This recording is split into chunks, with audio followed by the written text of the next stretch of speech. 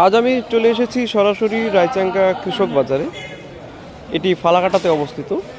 এই রায়চাঙ্গা কৃষক বাজারে দেখুন কি পরিমাণে করলা কৃষকদের কাছ থেকে নিয়ে এবং সেগুলোকে সংগ্রহ করে এবং এখানে কিন্তু ক্যারেট বন্দি করা হচ্ছে এবং এই ক্যারেট বন্দি যে করলাগুলো সেগুলো কিন্তু বিভিন্ন স্থানে এখান থেকে রপ্তানি করা হবে।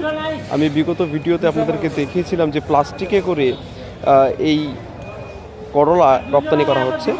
আজকেও আমি আপনাদের দেখাচ্ছি যে প্লাস্টিক এবং ক্যারেট এই দুই প্রকারেই কিন্তু এখানে প্যাকেটজাত করে এখান থেকে কিন্তু রপ্তানি করা হবে এই করলা। আপনাদেরকে বলে রাখি এগুলো কিন্তু মাটির করলা, অর্থাৎ মাটিতে হয়। এখানে দেখতে পাচ্ছেন যে শশাও কিন্তু ঢেলে রাখা হয়েছে। এগুলো কিন্তু এর পরবর্তীতে প্যাকেটজাত করে বিভিন্ন স্থানে পাঠানো হবে।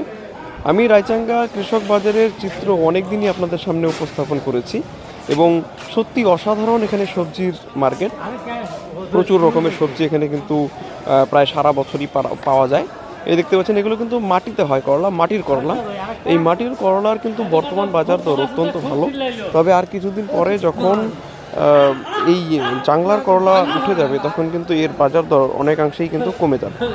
কেমন লাগলো আমাদের এই কৃষক বাজার এবং এই সবজিগুলো অবশ্যই আমাকে জানাবেন। আজকের ভিডিও এখানেই শেষ করব। ধন্যবাদ।